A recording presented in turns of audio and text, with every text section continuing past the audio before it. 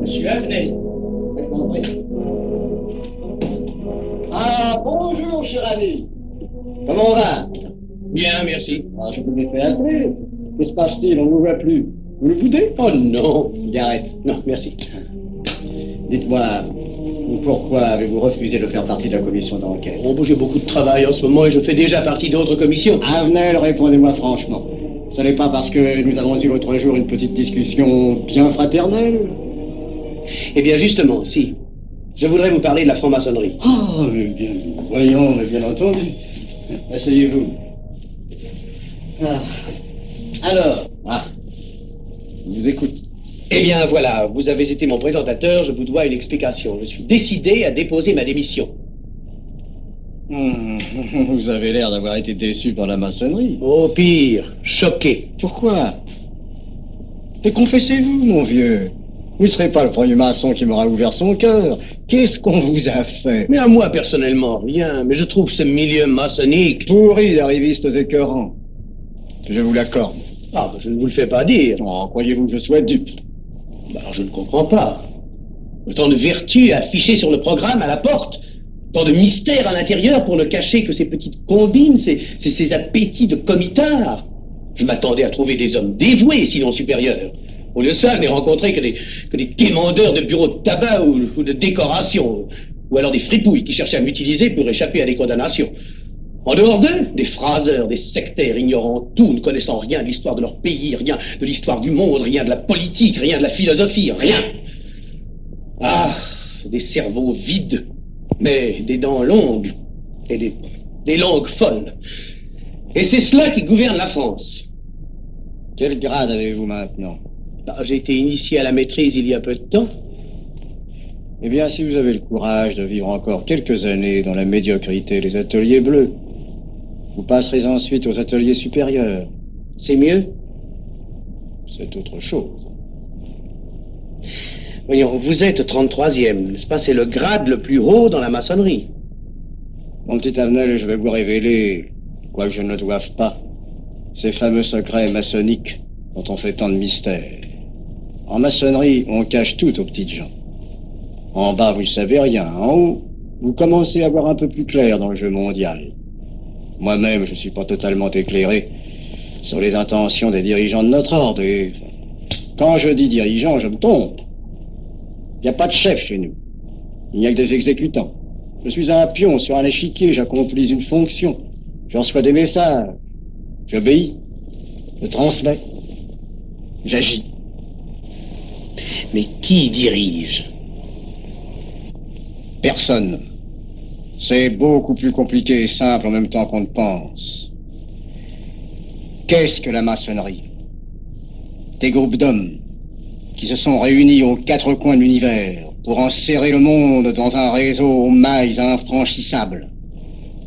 Nous sommes 50 000 en France, 500 000 en Angleterre, 3 millions en Amérique, c'est peu.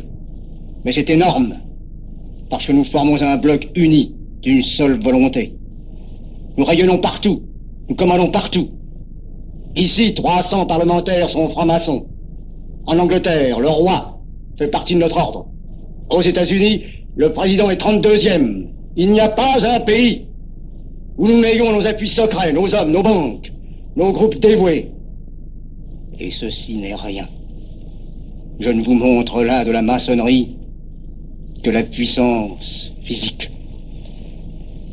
Il y a peut-être autre chose.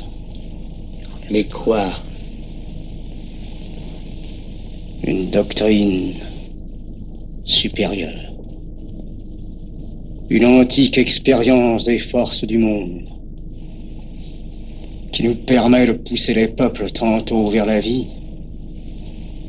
tantôt vers la mort, quand il le faut. La mort? Je croyais la maçonnerie attachée à la paix. À une certaine paix. Notre paix.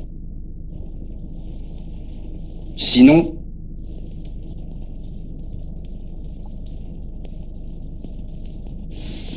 alors, cette démission? Je vais réfléchir.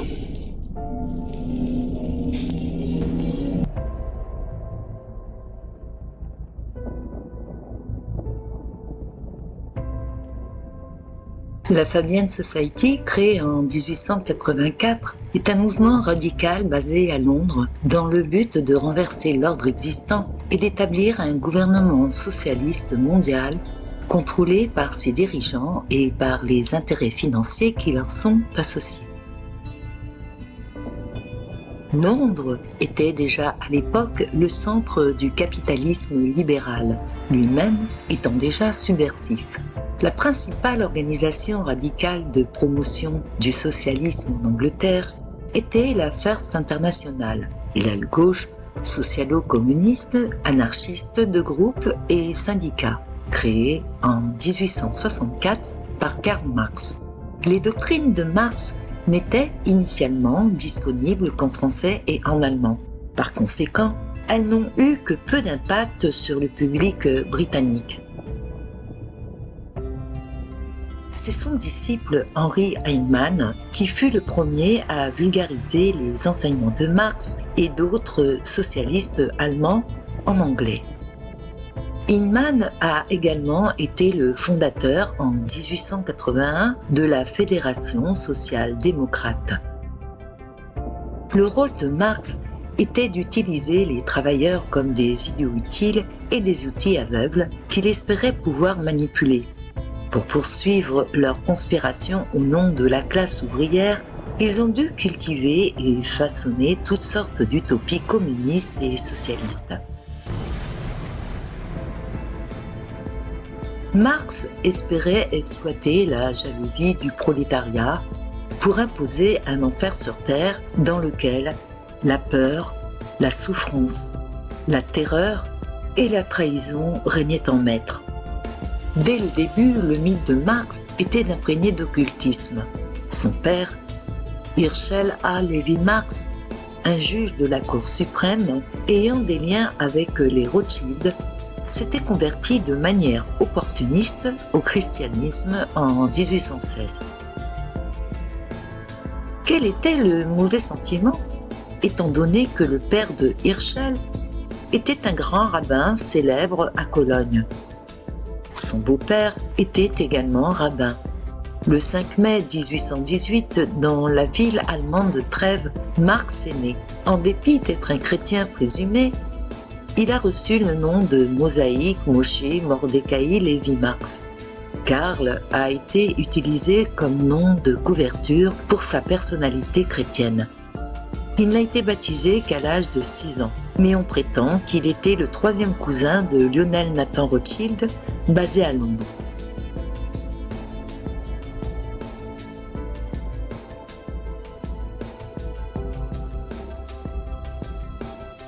Puis, par pure coïncidence, le jeune Marx est allé dans une école jésuite en même temps qu'il est allé dans une école talmudique où il a appris que les Juifs doivent gouverner le monde.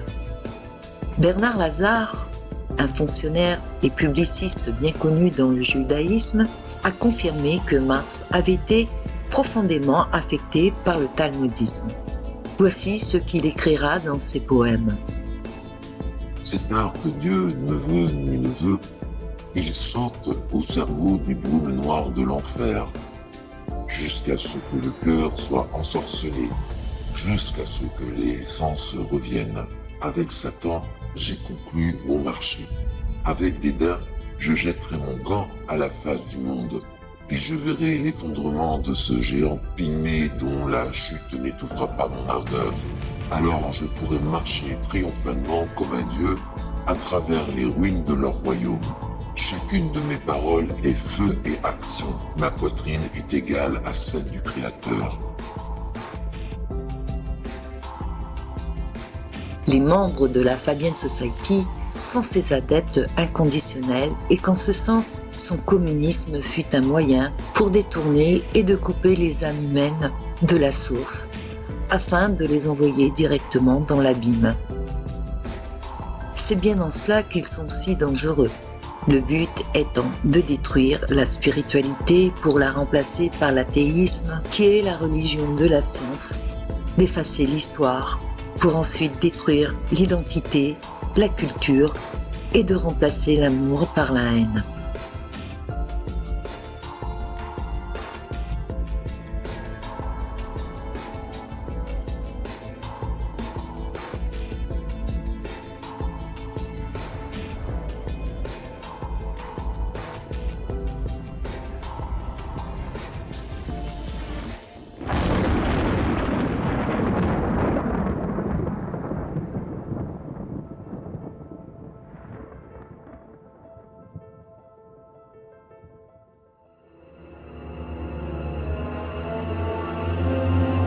Certains historiens réalisent aujourd'hui que des composantes essentielles ont été souvent négligées pour comprendre les mouvements totalitaires du XXe siècle, en particulier le national-socialisme et le bolchevisme. L'une de ces composantes est sans doute la tentative d'inventer des alternatives aux religions traditionnelles et au concept du sacré en tant qu'opium des peuples. Cette célèbre définition de l'opium des peuples fut formulée par Karl Marx, qui déclara aussi « Un spectre rôde autour de l'Europe, le communisme ». C'est à lui que le 31 mars 1854, son fils Edgar écrit une lettre commençant par « Mon cher diable », tandis que sa femme le surnomme « le grand prêtre ». Or, la seule religion disposant en Europe d'un grand prêtre est le satanisme. Et le manifeste du Parti communiste de Karl Marx commence précisément par l'attente d'une apparition spectrale. Son auteur part du principe que l'on vit dans une société bourgeoise au bord du précipice, telle l'Hamlet de Shakespeare, prince d'un État en décomposition. En prenant le pouvoir, l'homme nouveau chasse de son esprit et de celui de la société qui l'entoure tout autre spectre qui ne prendrait pas la forme de ce nouvel homme communiste.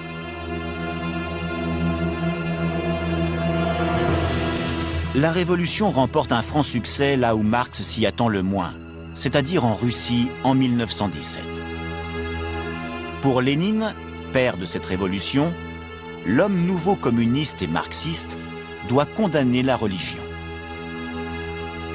Dès lors, les images sacrées traditionnelles sont ridiculisées et détruites, ainsi que les églises. Paradoxalement, Lénine s'approprie l'énorme potentiel symbolique de la religion. Il connaît le pouvoir de la transcendance et du sacré. Voilà pourquoi nous allons parler de religion, de transcendance et de mystère.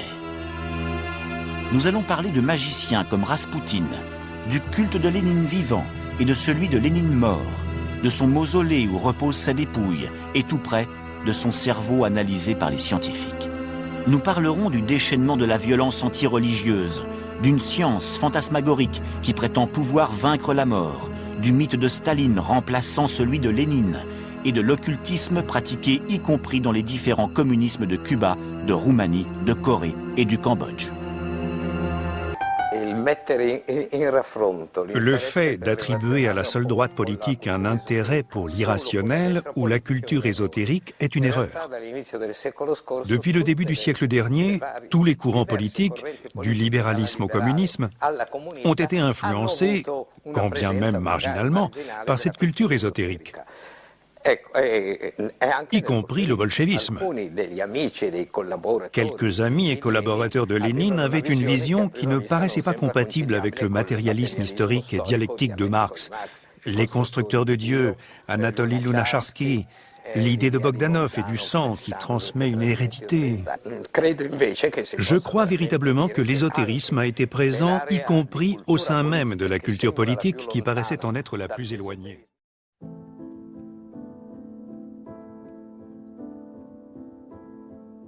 Une partie d'entre eux ont influencé et influencent encore notre civilisation qui est loin d'être négligeable.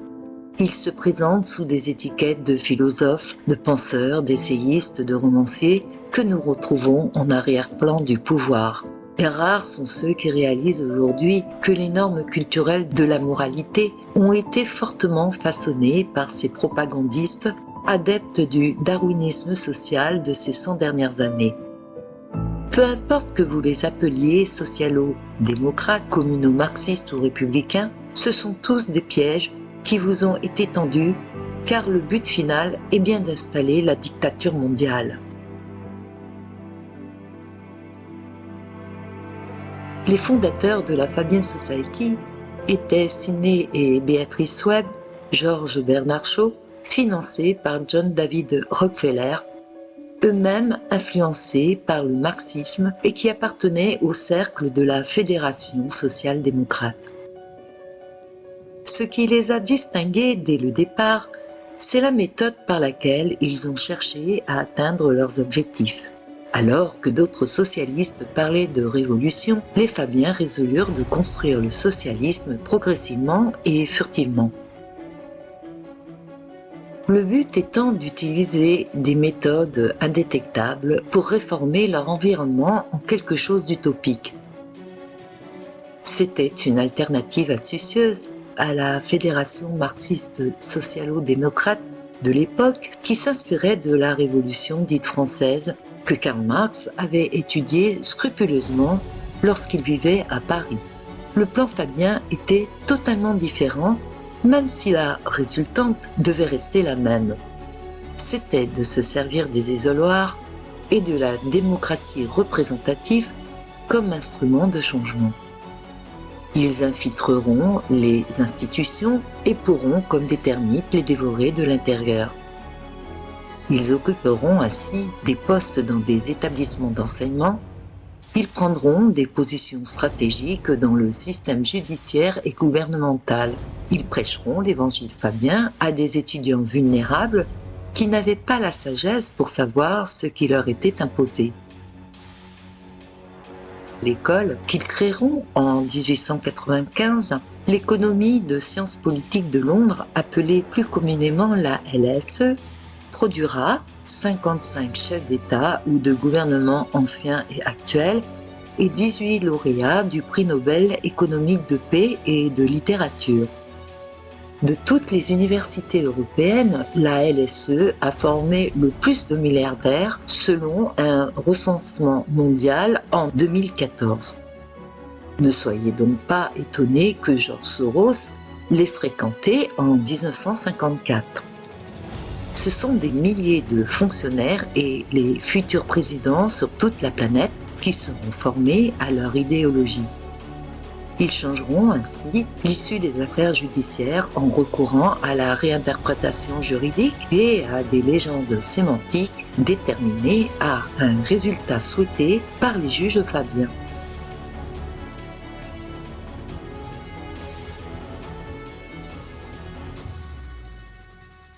Ils seront devenus des politiciens qui exigeront les changements indiscernables de la capacité de leur bureau, plantant ainsi leurs graines vénéneuses dans toutes les strates de la société.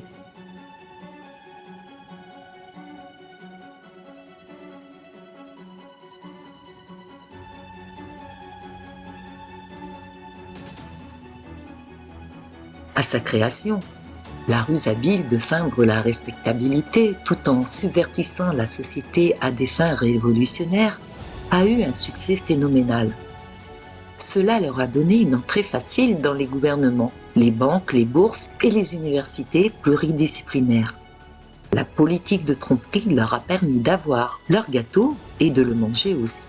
Alors que les autres extrémistes avec des politiques plus violentes étaient exclus des relations sociales ordinaires, les Fabiens, quant à eux, étaient les bienvenus parce qu'ils étaient des intellectuels aimables et courtois et possédaient cette approche de gants de velours.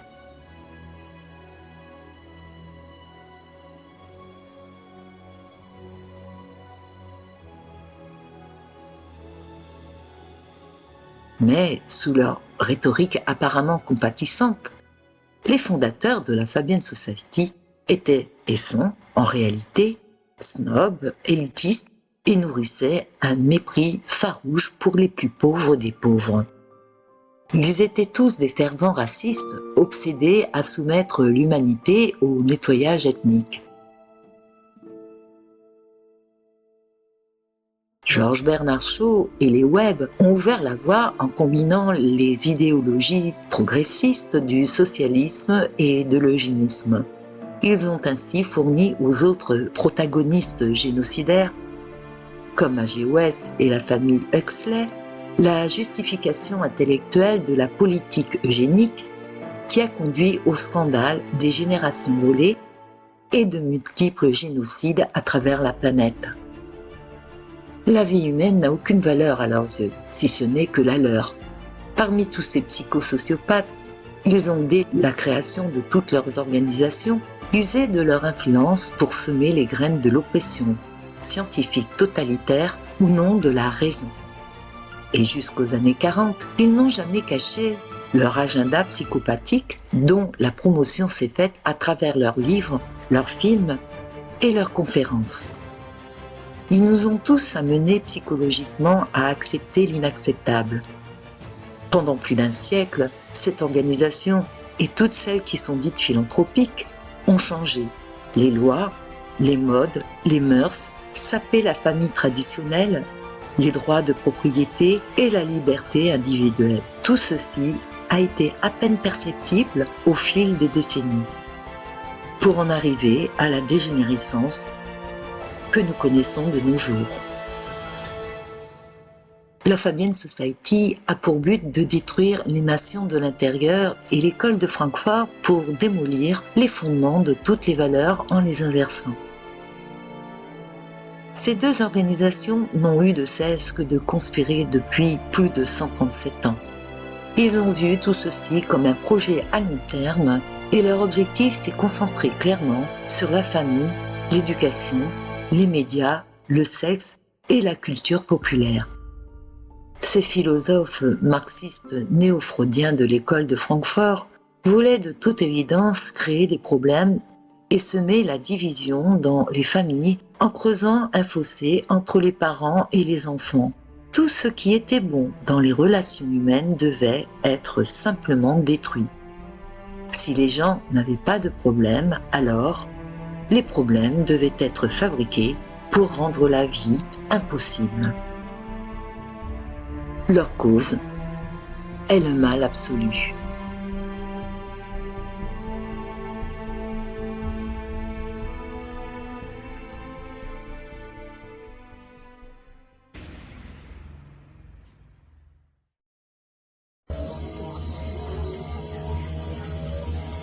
Entre 1946 et 1953, des scientifiques éminents de diverses disciplines se rencontrent au Beekman Hotel à New York, à l'invitation de la fondation Joshua Macy. Parmi eux se trouvent Norbert Wiener, Margaret Mead, Gregory Bateson, Kurt Lewin et John von Neumann.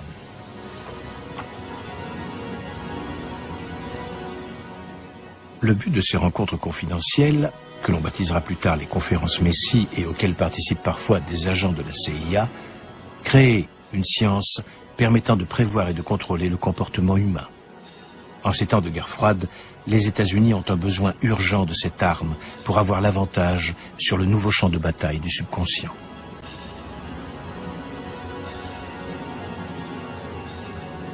Les participants des conférences Macy accueillent avec grand intérêt la publication en 1950 de La personnalité autoritaire. Il s'agit d'une étude collective de l'Institut international de recherche sociale, une annexe de l'Institut de recherche sociale de Francfort, dont les figures majeures sont Max Horkheimer et Theodor Adorno. La personnalité autoritaire est à l'époque l'étude sociologique la plus complète d'une société, en l'occurrence les États-Unis. Elle entreprend de fournir une explication scientifique aux préjugés religieux et raciaux. Les milliers d'entretiens récoltés forment une gigantesque base de données qui est exploitée par les ordinateurs les plus modernes et doit expliquer comment le comportement autoritaire peut devenir un phénomène de masse.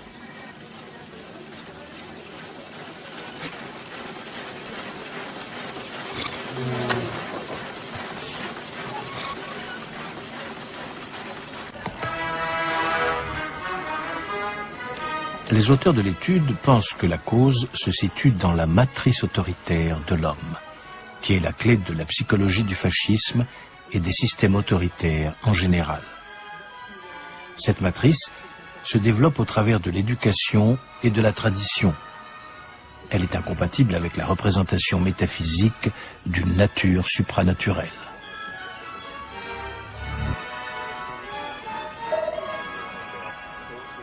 Objectif de la personnalité autoritaire, cerner l'individu potentiellement réceptif au fascisme et au racisme, spécialement envers les Juifs.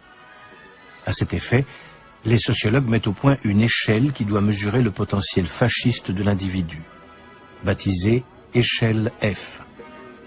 Les tendances cachées de la personnalité doivent être mises à jour grâce aux techniques psychologiques les plus sophistiquées, comme celle du psychologue américain Henry Murray, l'un des pères des tests de recrutement actuels.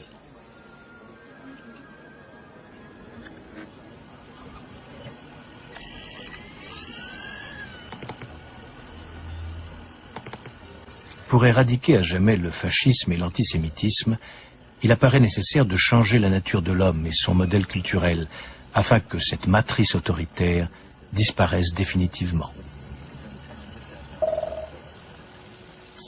Mais comment pénétrer sans opération dans la personnalité et la conscience des hommes pour changer cela?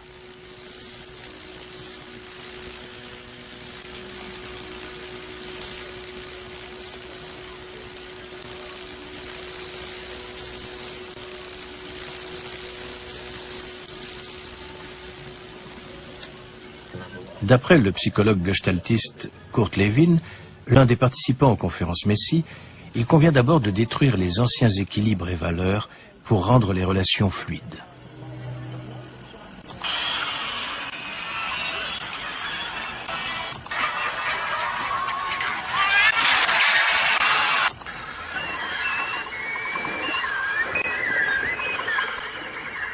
De nouveaux équilibres et valeurs peuvent alors être établis, qui seront consolidés de façon durable par l'autorégulation.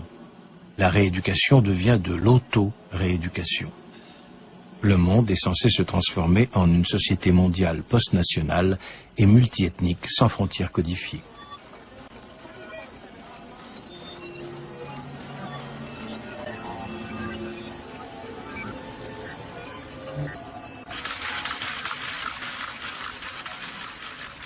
Les participants des conférences Messie pensent pouvoir fournir les outils et les plans de construction nécessaires à l'avènement de ce nouvel ordre mondial. Des machines à calculer nouvelles et plus rapides, ainsi qu'une théorie des systèmes et des modèles cybernétiques grâce auxquels tous les domaines de la science, de la culture et de la politique pourront être contrôlés et dirigés. Cela doit permettre la programmation d'un homme nouveau, d'un homme anti-autoritaire.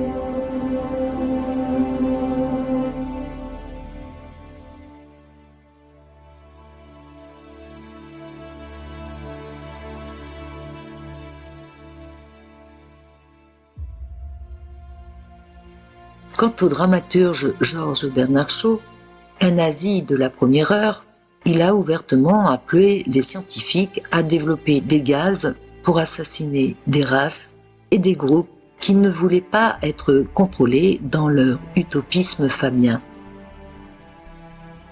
Plus tard, I.G. Farben répondra à ces souhaits en développant l'une de leurs armes chimiques, le pesticide Zyklon B.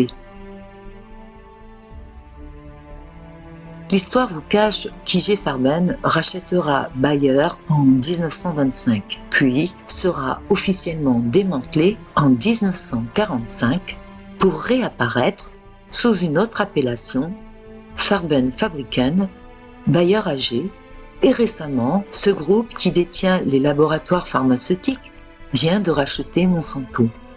Les pires criminels de guerre de l'Allemagne nazie, après avoir été libérés, ont occupé des postes de direction dans le monopole chimique I.G. Farben. Ils sont retournés à des postes élevés chez Bayer, BASF, les banques et d'autres postes de pouvoir. Ils sont restés imperturbables, non traumatisés par les procès de Nuremberg. Condamnés à 7 ans de prison, ils n'en feront que 3. C'est sans compter sur tous ceux qui ont échappé aux condamnations en étant récupérés lors de l'opération Paperclay. Ils ont pu continuer leurs expériences inhumaines sous de faux noms.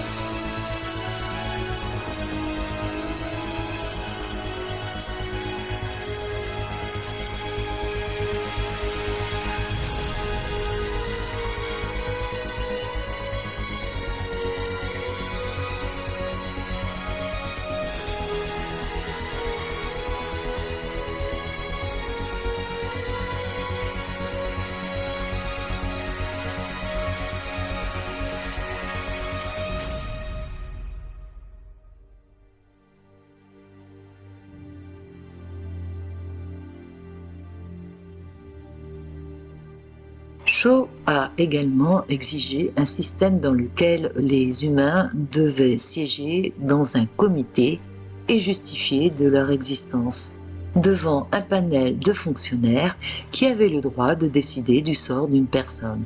Si les gens ne pouvaient plus démontrer qu'ils étaient productifs devant ce panel de bureaucrates, ils seraient humainement assassinés.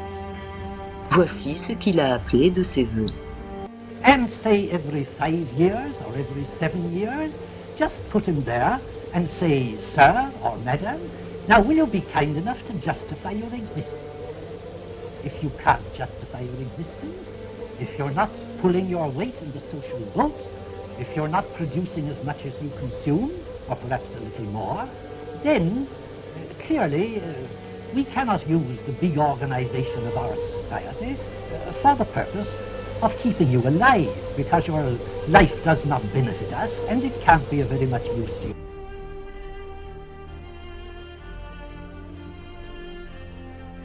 Il a également décidé de poursuivre la politique de Sidney Webb et de sa femme Béatrice, c'est-à-dire l'infiltration des idées socialistes dans les partis politiques existants sur toute la planète, à commencer par les États-Unis. En 1889, il édite la publication des essais du socialisme fabien en écrivant lui-même deux d'entre eux. Il écrit que la nécessité d'un changement progressif doit être évidente pour tout le monde. Et dans la version Le Manuel Fabien, il rajoute que le socialisme peut être réalisé d'une manière parfaitement constitutionnelle par des institutions démocratiques. Il ne se cachait pas non plus de dire « Nous avons exhorté nos membres à rejoindre les associations libérales et radicales de leur district. » Ou, s'ils préféraient, les associations conservatrices. Nous avons pénétré les organisations des partis et nous avons tiré les ficelles sur lesquelles nous pouvions mettre la main avec la plus grande habileté et nous avons si bien réussi qu'en 1888, nous avons acquis le solide avantage d'une majorité progressiste pleine d'idées qui ne serait jamais venue à leur tête si les Fabiens ne les y avaient pas mis. Et c'est exactement ce qui a été fait. Au cours de ce siècle, la LSE a conditionné les chefs d'État, les milliers de fonctionnaires et plusieurs générations d'universitaires. Par conséquent, leur interprétation déformée des écrits de Charles Darwin ont été et sont le prétexte à justifier l'hégémonie envers tous les peuples de la Terre.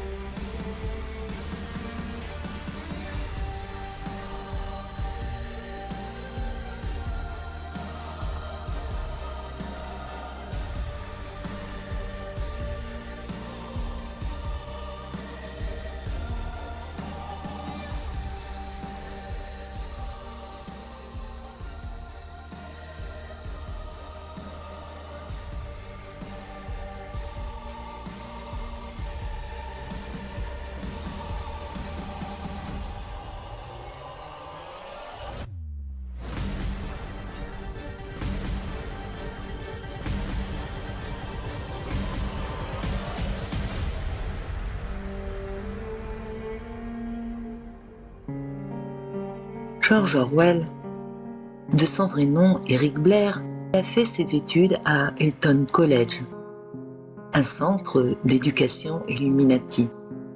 Il a appris le français par Aldous Huxley.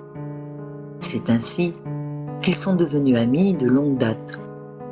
Aldous l'introduit dans la société fabienne qui a en son sein une société secrète. Bien qu'elle ait pignon sur rue, derrière ces apparences, il existe, comme chez les francs-maçons et toutes les sociétés secrètes, de nombreux niveaux d'initiation. Ce qui signifie que la majorité des personnes impliquées dans l'organisation n'ont qu'une idée du réel agenda. La Fabian Society, depuis sa création, a joué un rôle majeur dans l'agenda fasciste mondial. Elle a toujours été la force derrière la création du Parti travailliste de la Grande-Bretagne. Elle opère à la fois officiellement et officieusement à travers le monde. L'importance dans le titre du livre de George Orwell est le fait que 1984 est l'année du centenaire de la Fabian Society. Mais on suppose qu'il ait perdu ses illusions la concernant. Et 1984, comme pour les autres auteurs, n'est pas une fiction, mais un exposé de l'agenda fabien. Son livre, écrit en 1948, explique en détail comment la population de masse peut être si facilement contrôlée par une élite relativement peu nombreuse. Cela expliquerait les raisons pour lesquelles la Fabian Society est détentrice des droits d'auteur de son livre jusqu'en 2025. Orwell appelle la dissonance cognitive la double pensée. C'est exactement ainsi que la majorité de l'humanité est restée en servitude pendant des milliers d'années. La plupart des gens se battent pour protéger le système de croyances, rejetant les informations qu'ils contestent sans enquêter sérieusement. Comment ne pas se poser la question légitime sur l'identité de Tony Blair, qui lui-même étant membre de la Fabian Society, et lorsqu'il était Premier ministre, a mis en place un nombre incroyable de caméras de vidéosurveillance, dont le total s'élèvera à plus de 4 millions, plus que dans le reste de l'Europe réunie. Et il passera également un nombre de lois réduisant les libertés des Anglais. Cette référence à Big Brother de l'État totalitaire de 1984 de alias George Orwell pourrait faire penser que Tony Blair serait l'un de ses descendants, ou bien alors son nom de guerre pris dans sa loge. Comme il en est de coutume dans les sociétés secrètes, et serait sa référence à l'illustre auteur qui a mis en exergue l'idéologie des Fabiens, au même titre que l'origine du nom de la Fabian Society, qui est une référence au général romain Fabius Maximus Verrucosus, appelé aussi Fabius Concactor, c'est-à-dire le temporisateur. Il a vaincu ses ennemis en les épuisant sur une longue période, en évitant les batailles, et c'est exactement ainsi que l'agenda mondialiste a été planifié.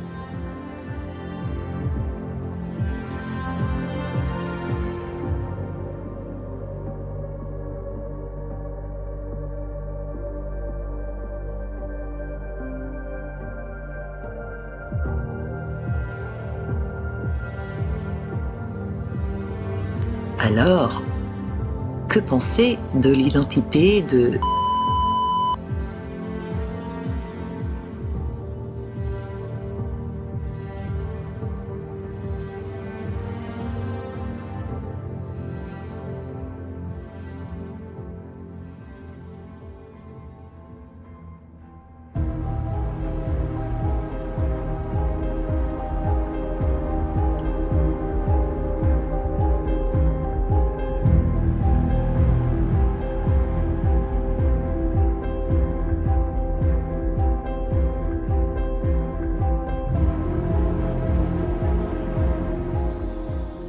L'expression « le darwinisme social » fut inventée par le journaliste et anarchiste Émile Gautier en 1880, mais elle décrit une position bien plus antérieure développée par l'ingénieur, sociologue et philosophe Herbert Spencer.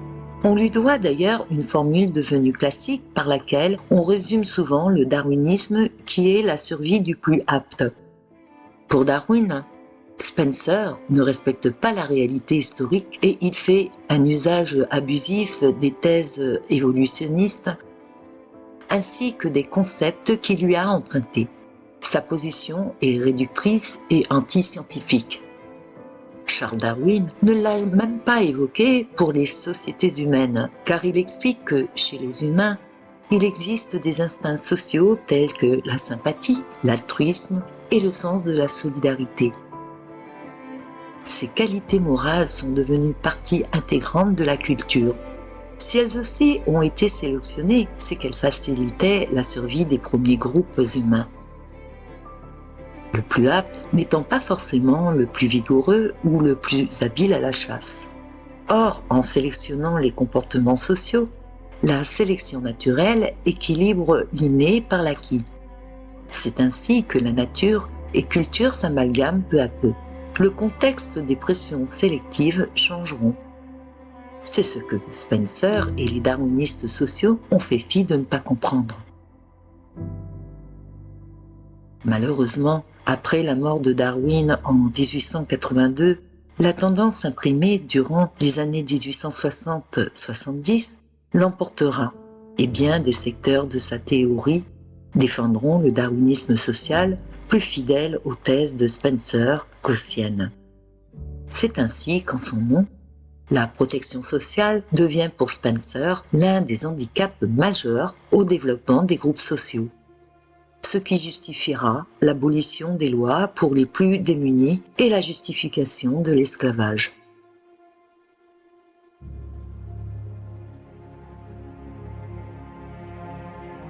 En 1883, le cousin de Charles Darwin, Francis Galton, invente le mot l'eugénisme et John David Rockefeller investira beaucoup d'argent dans ce programme de dépopulation. Il a été repris comme un programme d'action politique par Léonard, le fils de Darwin. Ce qui était une description deviendra pour ces élites dénuées d'empathie une prescription et une doctrine afin de justifier les pires crimes envers l'humanité, puisqu'il en résultera la fusion entre le darwinisme social et l'eugénisme pour arriver au transhumanisme.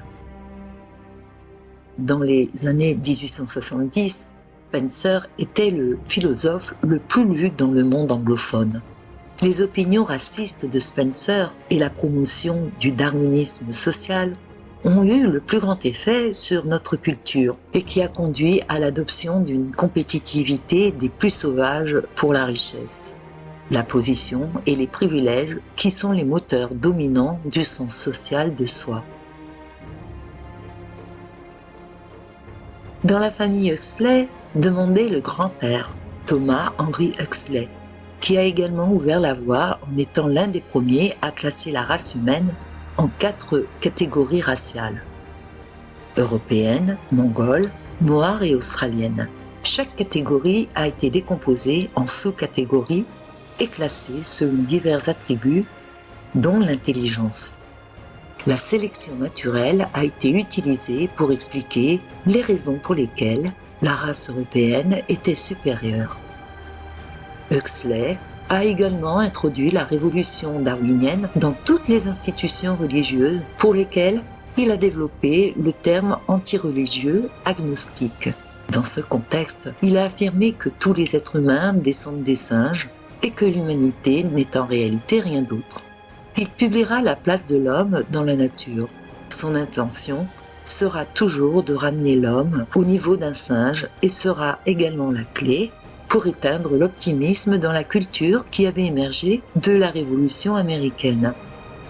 Cette attaque sera la plus efficace et la plus directe contre le concept selon lequel l'humanité est fondamentalement distincte des animaux. L'idée qu'elle puisse descendre biologiquement d'un primate, comme le noyau de son identité, l'a tellement façonnée qu'elle est en totale opposition avec le concept de l'espèce humaine qui se distingue des animaux. Ce qui est désormais presque impossible pour qu'elle sache qu'elle ait une identité autre que celle d'une créature, semblable à un singe, entraînée instinctivement. Pour crédibiliser leur mensonge, les eugénistes fabriqueront leur chaînon manquant avec le crâne d'un être humain et la mâchoire d'un orang-outan, qui sera appelé l'homme de Piltdown. Le canular sera découvert en 1953. C'est ainsi que la révolution darwinienne s'est exportée dans le reste du monde. Son héritage s'est poursuivi au XXe siècle grâce à son grand protégé H.G. Wells et de ses petits-fils Julian et Aldous, qui ont beaucoup collaboré avec H.G. Wells et George Orwell. Son petit-fils Aldous a admis que ses romans, tels que Le meilleur des mondes, n'étaient pas seulement de la fiction, mais de véritables plans pour des types de sociétés contrôlées et asservies. Le meilleur des mondes illustre celui dans lequel les prochaines générations vivront. Voici ce qu'il écrira. Ils aimeront leur servitude dans une dictature sans larmes. Pour ainsi dire, une sorte de camp de concentration indolore pour des sociétés entières, de sorte que les gens se verront effectivement retirer leur liberté, mais en profiteront plutôt, car ils seront distraits de tout désir de se rebeller par la propagande et le lavage de cerveau, renforcés par des méthodes pharmacologiques, et cela semble la révolution finale.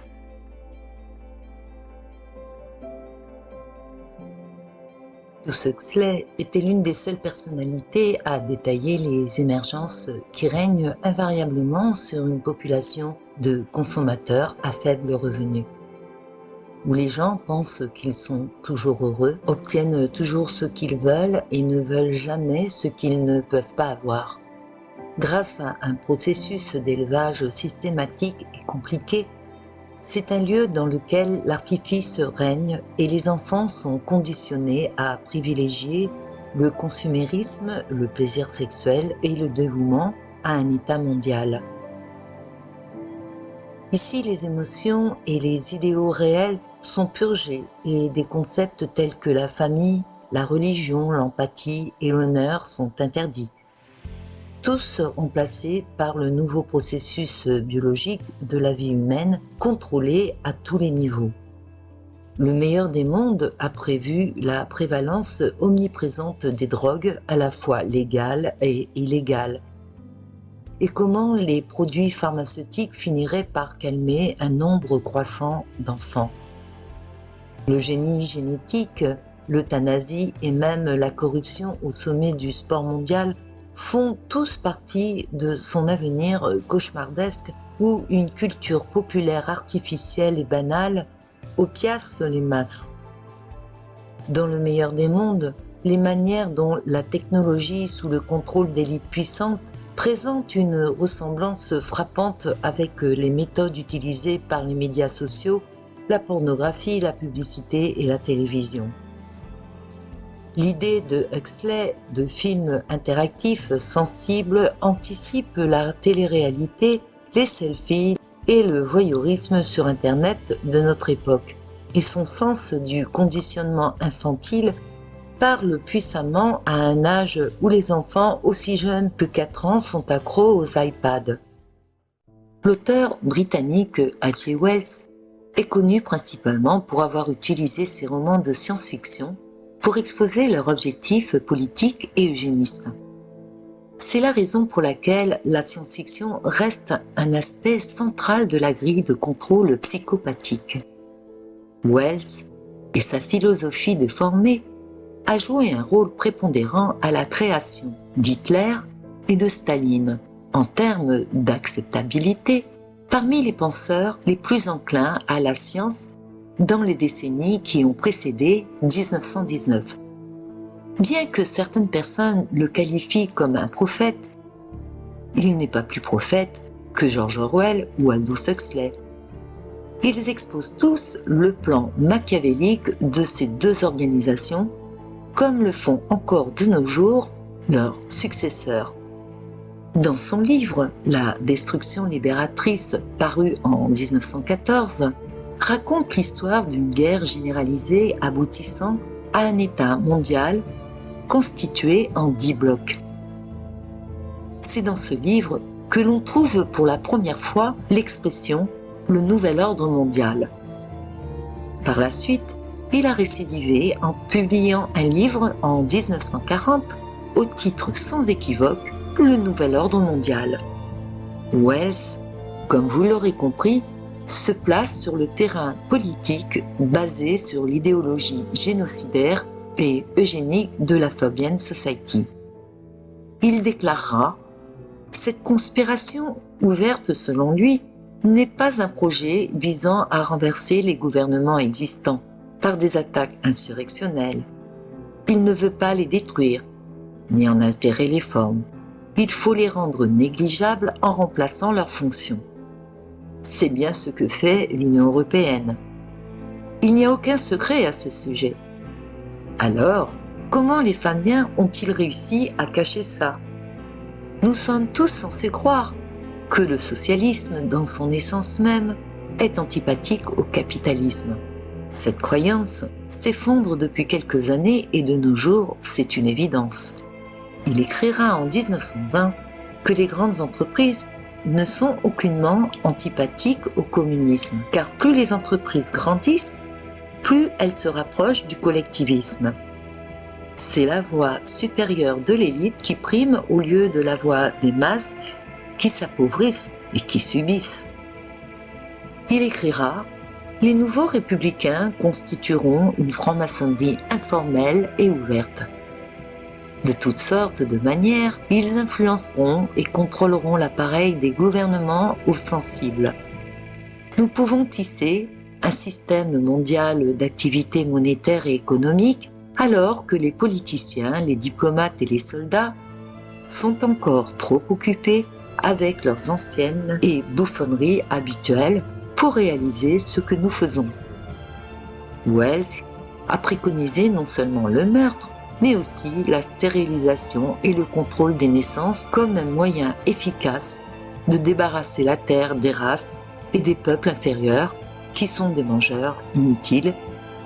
Et l'État doit éduquer les gens et contrôler leur esprit pour le servir docilement.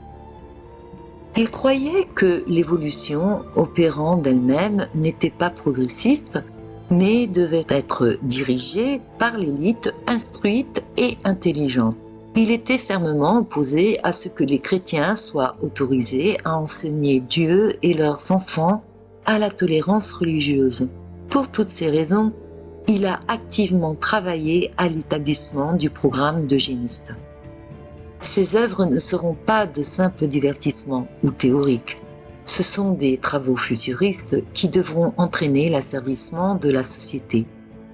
Comme il le souligne dans son livre « Le nouvel ordre mondial », vers la fin de sa vie, Wells a plus ou moins fait défection et a essayé d'avertir le monde. Mais il était trop tard. Ses livres destinés à avertir la personne ordinaire ont été pour la plupart détruits et indisponibles jusqu'à récemment. À un moment donné, il a eu une relation intime avec Margaret Sanger, qui partageait la même idéologie mortifère.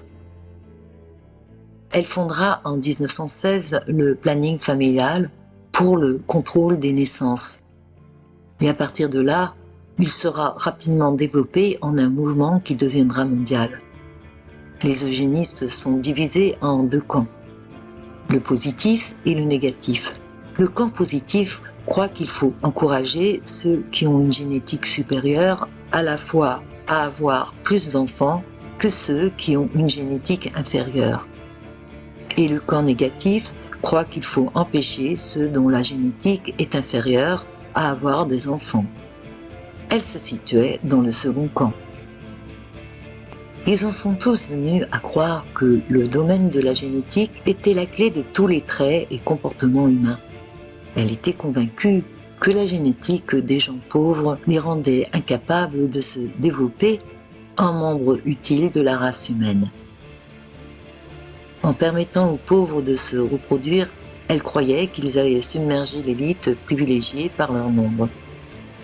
Son programme et celui de ses associés était donc la stérilisation des handicapés, déficients mentaux et physiques, des épileptiques et des populations noires.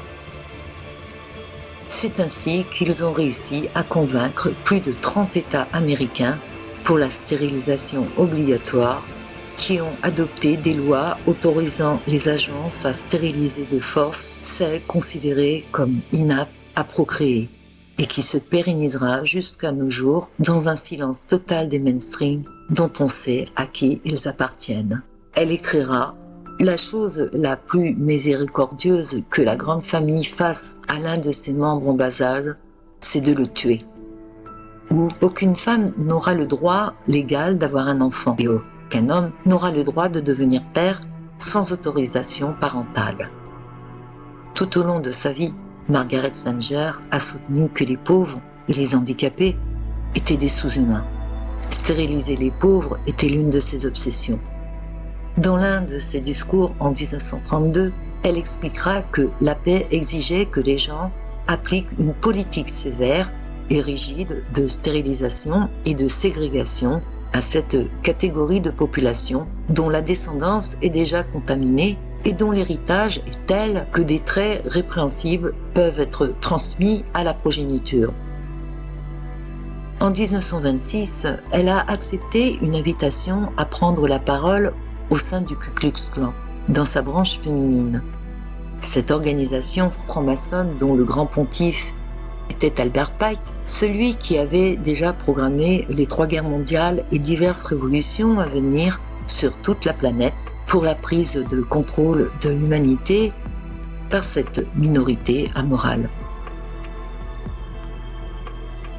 Les racistes l'ont acclamé. Par la suite, ils seront autorisés à écrire dans son journal, la revue pour le contrôle des naissances, et invités à l'aider à diriger son organisation. N'étant pas naïve, elle comprenait les implications pratiques que ses opinions sur la pauvreté et les traits raciaux indignes auraient sur les minorités. Lorsqu'elle a cherché à accroître l'engagement envers le contrôle des naissances dans les communautés pauvres par le biais de son projet noir, Sanger craignait leur réaction qui pourrait logiquement en tirer des conclusions, étant donné les effets de sa quête pour empêcher les plus démunis d'avoir des familles. En 1939, elle écrit une lettre à son collègue eugéniste, le Dr Clarence Gamble, l'héritier de la fortune Procter & Gamble, exposant ses objectifs pour la gestion des relations publiques. Voici ce qu'elle écrit. Le travail des ministres est également important et il devrait également être formé, peut-être par la Fédération quant à nos idéaux et au but que nous espérons atteindre. Nous ne voulons pas que l'on entende dire que nous voulons exterminer la population noire. Et le ministre est l'homme qui rectifiera cette idée, si jamais elle se présente à l'un de leurs membres les plus rebelles. Quelque temps plus tard, il en résultera la légalisation de la stérilisation forcée.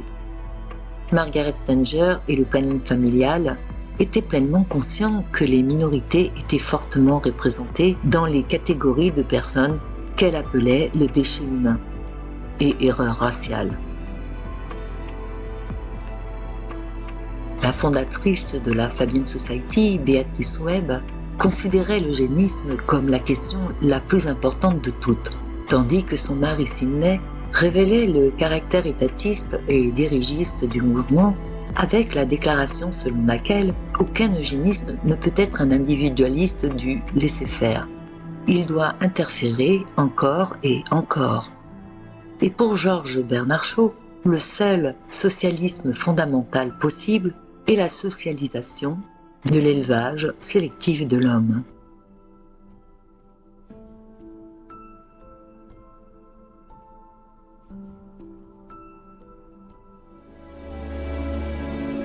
La Riviera, c'est là où j'ai été conçu. Rien à voir avec la Riviera en France. La voiture fabriquée à Détroit.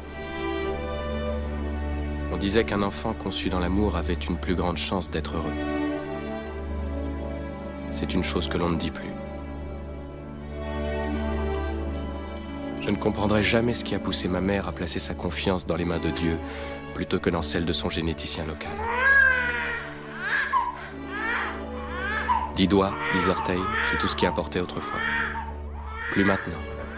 Le jour où je suis né, alors que je n'étais âgé que de quelques secondes, le moment exact et la cause de ma mort étaient déjà connus.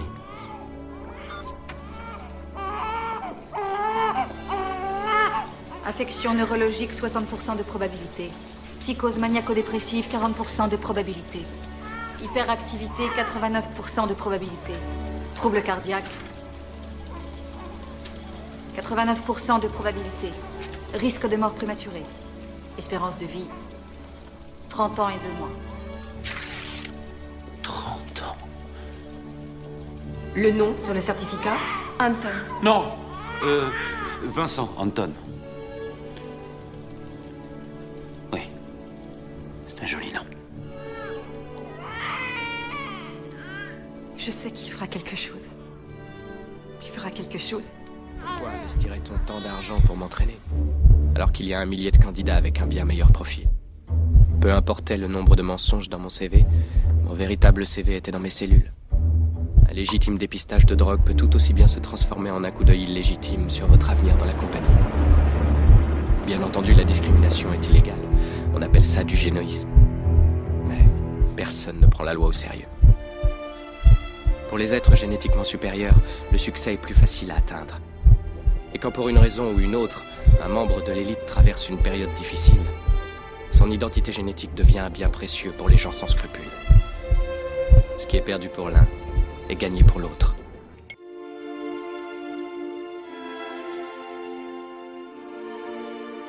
Qu'est-ce que je vous avais dit? Vous vous ressemblez tellement que je vais doubler mes honoraires. J'ai envie d'être là-haut. Qu'est-ce qu'il y a là-haut? C'est ce que je veux découvrir, Jérôme. Appelle-moi Eugène. Si tu dois être Jérôme, il faut que tu commences à t'y habituer. Il semble que vous ayez tous les dons qu'il vous accorde et plus encore. Je n'ai toujours eu que la 2e place. Alors toi, comment peux-tu espérer réussir? Ils ont affiché ma photo sur tous les écrans de leur réseau informatique. J'étais gardien ici il y a quelques années avant de disparaître dans la nature. Ils vont me reconnaître. Ils ne vont pas te reconnaître. Je sais qu'ils vont me reconnaître. Moi, je ne te reconnais pas du tout. Jamais ils ne voudront admettre qu'un membre de leur élite ait pu tous les berner depuis si longtemps. Mireille. Ne me touche pas. Je ne sais même pas qui tu es. Quand ils te regardent, ce n'est plus toi qu'ils voient, ils ne voient que moi. C'est seulement une question de temps, monsieur. Seulement une question de temps. Tu es Jérôme Moreau, navigateur première classe. Je ne suis pas Jérôme Moreau. Il est encore temps de faire marche arrière. Ce soir, c'est moi qui suis l'inspecteur de service. Personne ne quitte les lieux, s'il vous plaît. Vérifiez les perruques, vérifiez les lentilles de contact, vérifiez les dentiers. Je veux les serviettes, je veux les mégots, je veux la salive sur les tasses.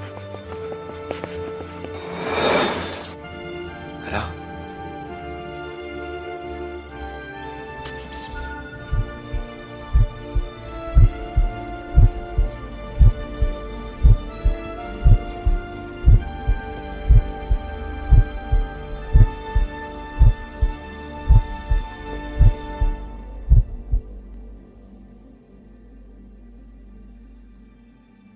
Dans la famille Huxley, demandez l'autre petit-fils, Julian Huxley, le frère d'Aldous, qui fut vice-président de l'Eugenic Society britannique de 1937 à 1944. Et en 1946, il fut également le directeur général de l'ONU pour l'éducation, la science et de la culture à l'UNESCO. Il déclarera « Même s'il est tout à fait vrai qu'une politique eugénique radicale sera pendant de nombreuses années politiquement et psychologiquement impossible, il sera important pour l'UNESCO de voir que le problème eugénique soit examiné avec le plus grand soin et que l'esprit du public soit informé des problèmes en jeu, de sorte que ce qui est maintenant impensable peut au moins le devenir. » Et le GIEC fait partie de l'ONU, créé par les Fabiens pour atteindre leurs objectifs socialo-communistes au fil du temps. Cela vous aide à comprendre le contexte dans lequel ils basent leur propagande sur le réchauffement climatique et donc politique.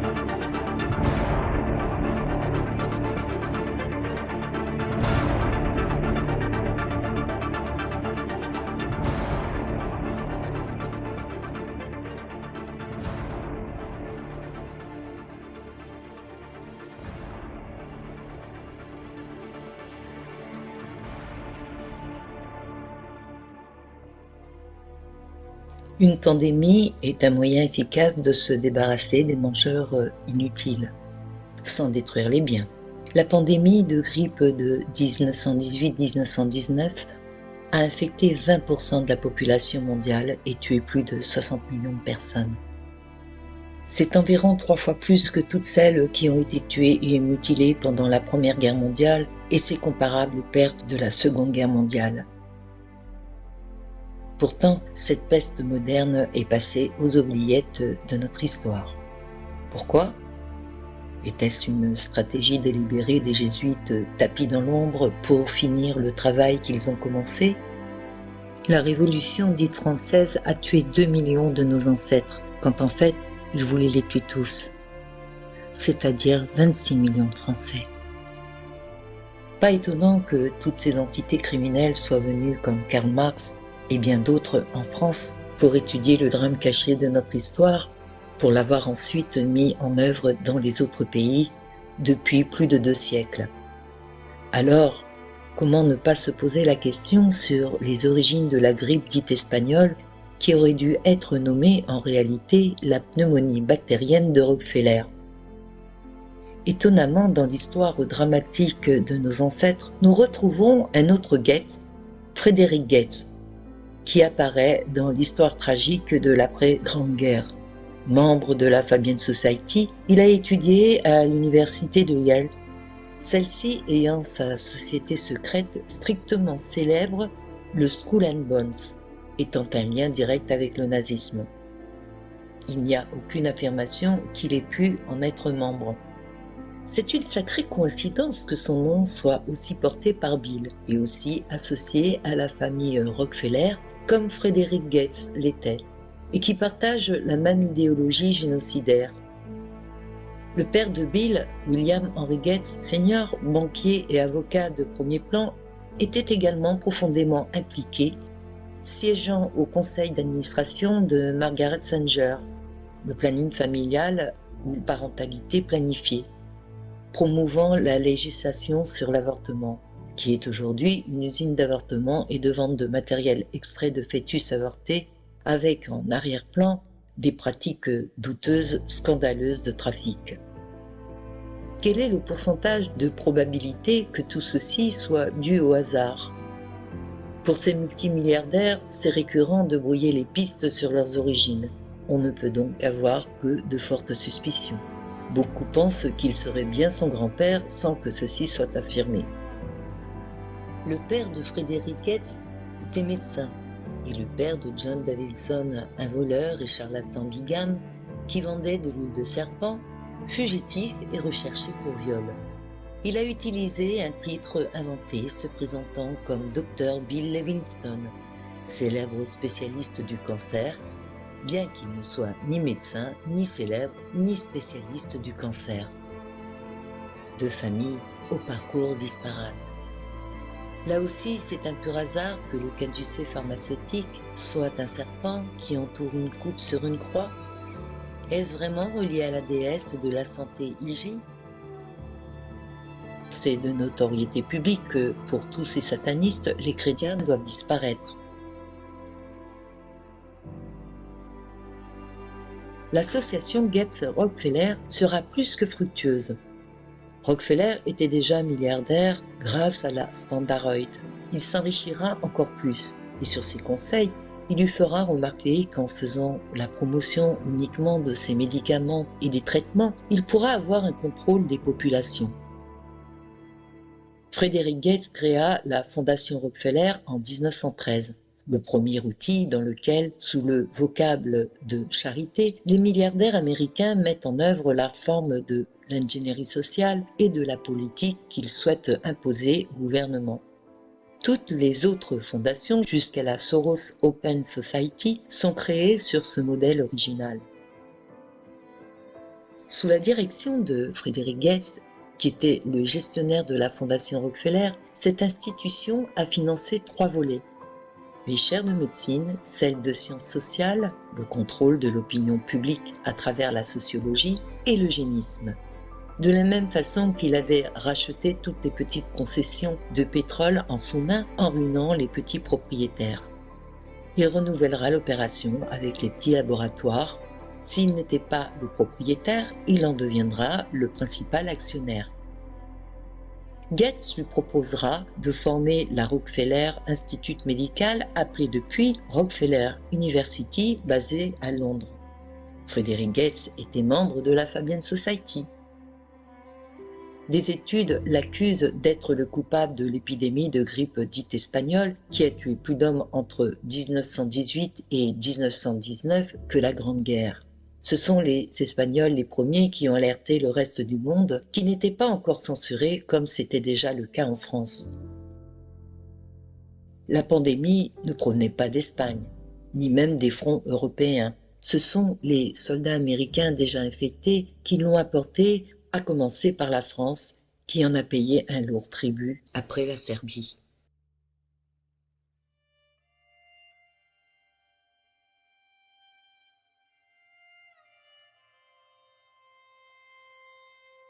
Les autopsies de morts exhumés ont montré qu'ils n'ont pas été tués par le virus de la grippe, mais par une infection pulmonaire bactérienne, à streptocoque.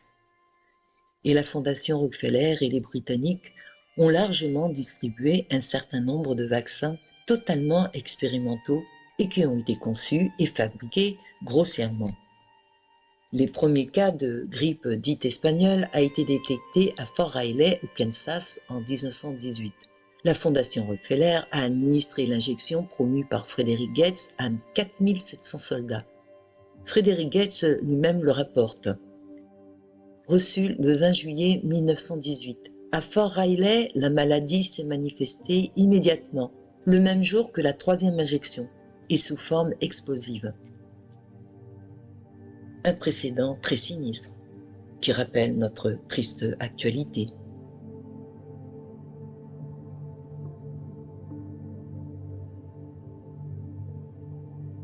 Par la propagande de peur véhiculée par les médias, les autorités gouvernementales obligeront la population à se faire vacciner.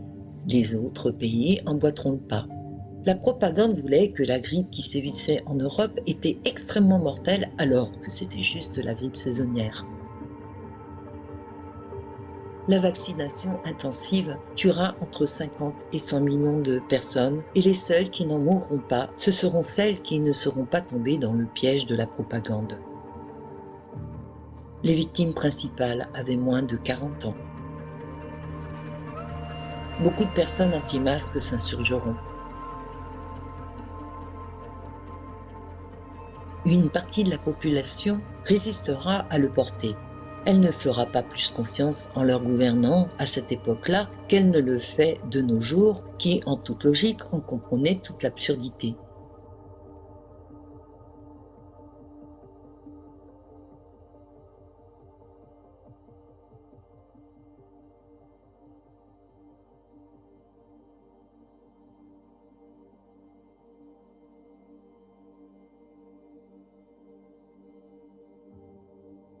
Woodrow Wilson était le premier président des USA et membre Fabien entre 1914 et 1924. Déjà à l'époque, ces entités élitistes se dispensaient d'emporter, comme c'est le cas de nos jours. Toute cette mascarade génocidaire sera dénoncée en 1948 par Heinrich Müller, l'ancien chef de la Gestapo, qui avouera à son interlocuteur de la CIA que le fléau le plus dévastateur de l'histoire de l'humanité était une création de l'homme. Il a déclaré que la fausse grippe était une arme de guerre bactériologique de l'armée américaine, destinée à éradiquer la population mondiale.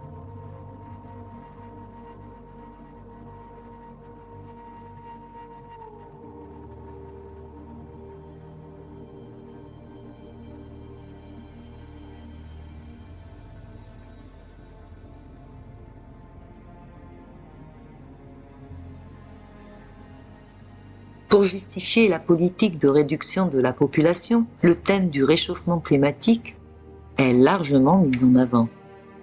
L'affirmation selon laquelle le dioxyde de carbone produit par l'homme ferait griller la Terre, ferait fondre les calottes glaciaires et détruira la vie humaine est absurde. Le CO2 est absorbé par les océans, fait prospérer les arbres qui, en contrepartie, fabriquent l'oxygène dont nous avons besoin pour vivre. Il faut suffisamment semer la peur du changement climatique causé par l'homme et de le faire culpabiliser pour forcer les réductions mondiales de l'activité industrielle et arrêter le développement du tiers-monde. Alors que ce sont les mêmes qui sont à l'origine de la pollution et n'hésitent pas à détruire les forêts et ceux se trouvant dans les villes pour les remplacer par des sols bétonnés. Ils cachent les énergies libres qui libéreraient toute l'humanité de sa servitude en proposant d'autres alternatives plus humaines pour vivre sainement. Il y a quelques décennies, pratiquement tous les scénarios de peur du canular climatique d'aujourd'hui ont pris racine. Les scientistes utilisent les sciences statisticiennes pour étayer les craintes qui sont uniquement faites pour que les mesures définitives puissent être prises par les décideurs. Il y a eu le refroidissement mondial, puis l'arrivée d'une ère glaciaire, puis le réchauffement climatique avec la montée des eaux. Encore une absurdité que chacun d'entre vous pouvait reproduire en mettant un glaçon dans l'eau qui, en fondant, ne fera pas bouger le niveau de l'eau. Celle-ci changera simplement d'état. La politique de contrôle de la population mondiale est fermement basée sur le mouvement eugéniste post-hitlérien qui a pris des noms des plus acceptables de conservation et d'environnementalisme dans la période de l'après-guerre qui n'a pas véritablement cessé. Depuis l'an 2000, ils propagandent que nous sommes en surnombre et serions près de 8 milliards. Aurait-on doublé la population mondiale en l'espace de 21 ans, alors que les guerres à travers le monde n'ont pas cessé et les générations de l'après-guerre vivent bien moins longtemps que leurs ancêtres, avec un nombre de cancers croissants et de multiples pathologies qui se déclarent de plus en plus jeunes? Avez-vous constaté qu'en traversant la France, les paysages ne sont que des champs? L'illusion nous est donnée puisque la plupart d'entre nous vivons dans les villes où nous sommes concentrés. À la surface de la planète, les déserts sont nombreux. Et les films aériens nous montrent toutes ces montagnes, ces plaines, ces forêts qui sont extrêmement denses, sans aucune habitation. Mais où se trouve la surpopulation? Leurs acteurs de crise sont là pour nous le faire croire. Il suffit d'ouvrir les yeux et de constater que tout ceci est une tromperie de plus. La pandémie de grippe dite espagnole se répète dans celle d'aujourd'hui avec les mêmes ingrédients. C'est un remake. Ils n'ont pas changé le scénario. Ils l'ont perfectionné. Les forces sataniques et leurs serviteurs à guichets fermés, dont beaucoup agissent en tant que nos dirigeants, sont à l'origine de toutes nos pandémies passées et présentes. Chaque fois que la population humaine augmente au-delà de leur contrôle, ils commencent à introduire des guerres, des pandémies et de l'eugénisme pour nous abattre. Ils l'ont fait à de multiples reprises, et par une remise à zéro de l'histoire humaine, ils ont détruit les livres et réécrit l'histoire. Manipulé votre esprit et celui de vos ancêtres dans leurs écoles de propagande. Il y a eu plusieurs déluges, de grandes guerres, des révolutions et bien sûr des pestes. Ils ont également créé des systèmes sociaux et économiques pour nous contrôler et nous réprimer. Mais soyez certains qu'ils ne pourront jamais étouffer l'esprit humain. Ils ne pourront jamais égaler la source qui n'est qu'amour et perfection. Le mal ne triomphera pas.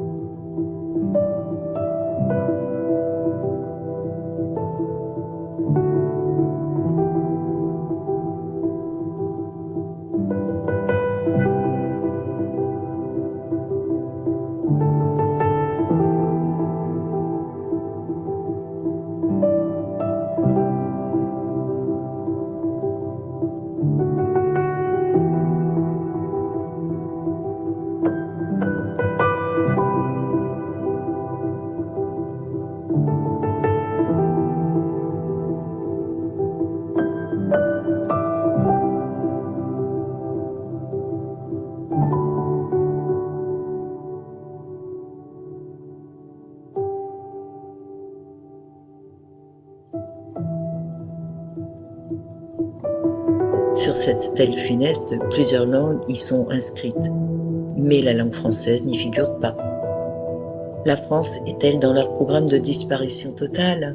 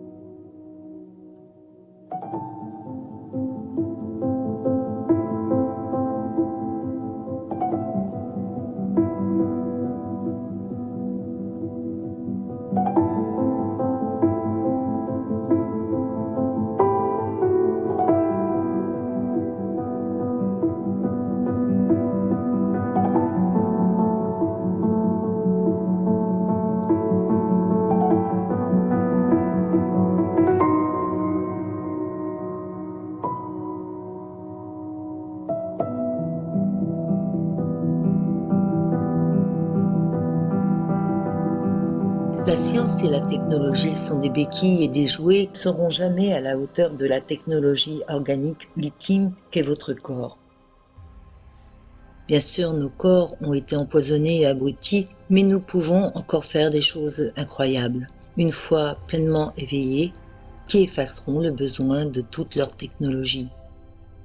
Votre corps s'autorégule, il n'a pas besoin de recevoir des injections ni de traitements artificiels aux effets secondaires incalculables.